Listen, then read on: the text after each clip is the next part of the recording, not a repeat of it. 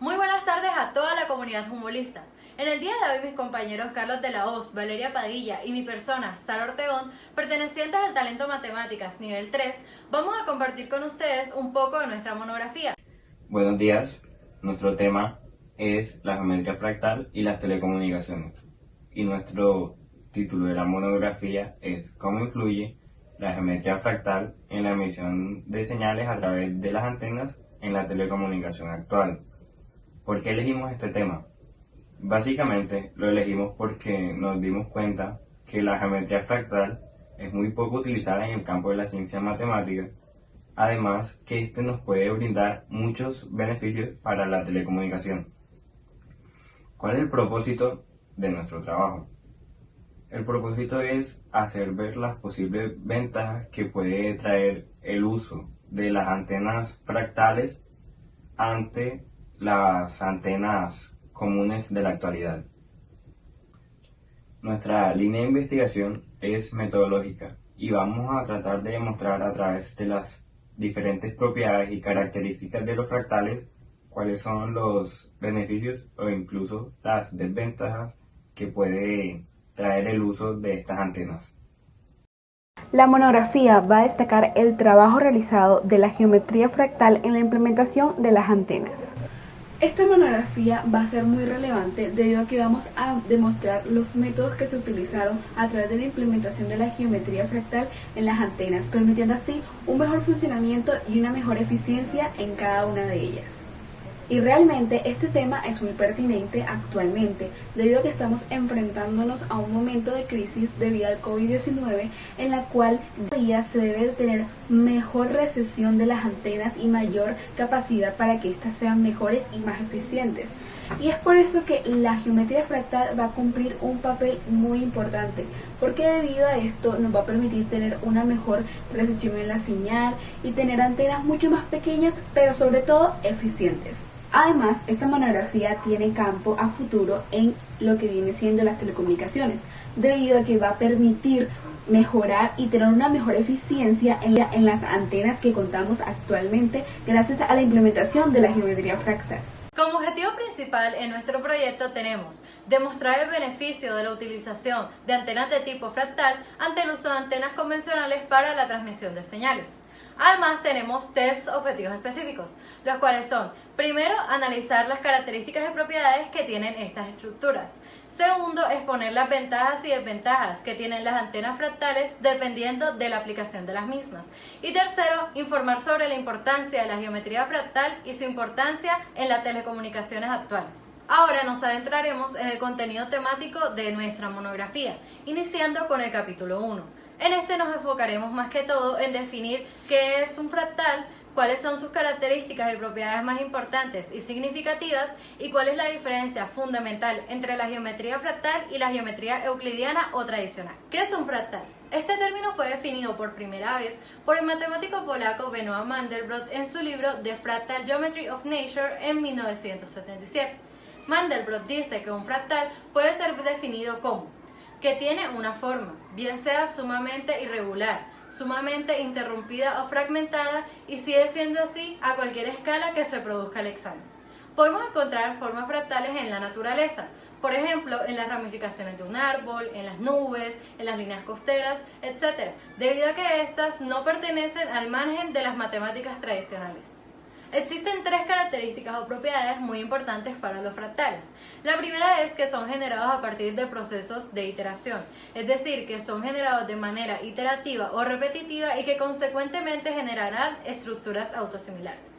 Existen dos tipos de iteración: la iteración geométrica, que es cuando se da repetición de figuras geométricas como los círculos, los cuadrados, los triángulos, rectas, etc., o la iteración matemática, que es cuando se da la repetición o iteración de una expresión matemática, como una fórmula, una función o una ecuación.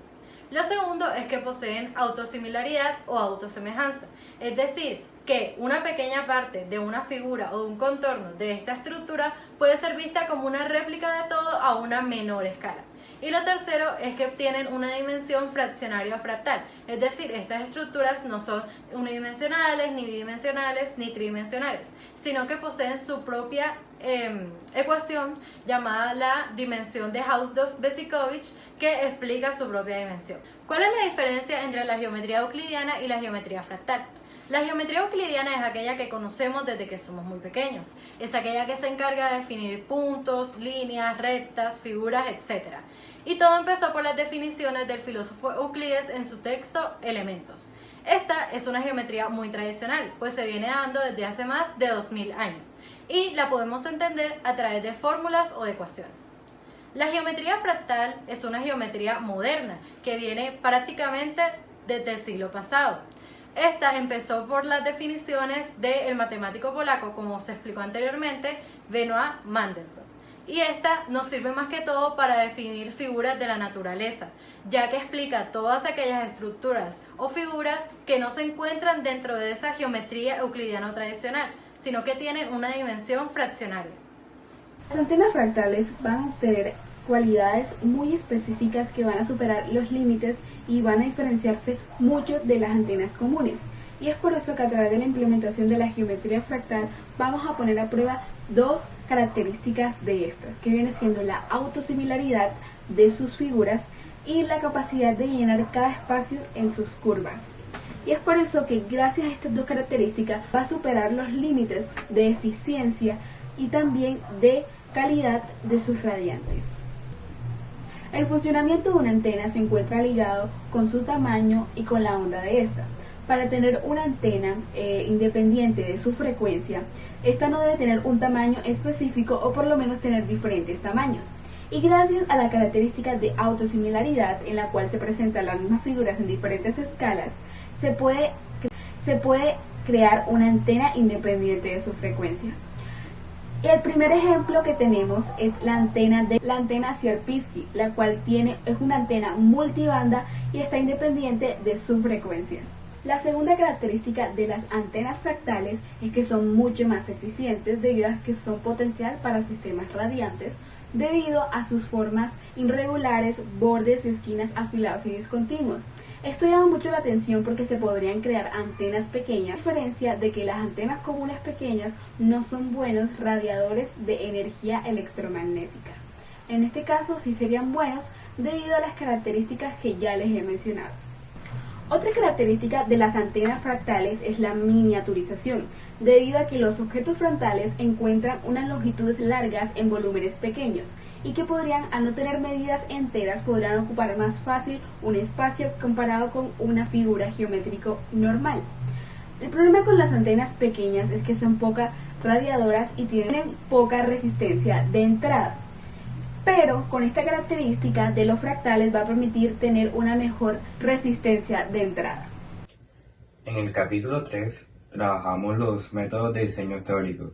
En los métodos de diseño de las antenas, el análisis de estas requiere en su mayoría simulaciones y pruebas de las propiedades individuales. En los cálculos de estos, para las antenas fractales, se limitan muchas cosas por los cálculos numéricos, sin embargo maximizan otras propiedades más adelante. Las antenas fractales más reconocidas son las del monopolo de Koch y la antena de lazo de Minkowski. Estas guardan cierta relación con la geometría euclidiana, pero tienen rasgos especiales, como por ejemplo su estructura. Estas se diferencian de las antenas comunes por la estructura que tienen, ya que es un poco más rugosa de lo normal. En lo que concierne al desempeño de estas, se ha demostrado que el monopolo de Koch puede realzar o mejorar la radiación que emiten las antenas de este tipo, y en la antena de lazo de Minkowski puede incrementar las resonancias que ésta emite desde la más baja hasta la más alta frecuencia.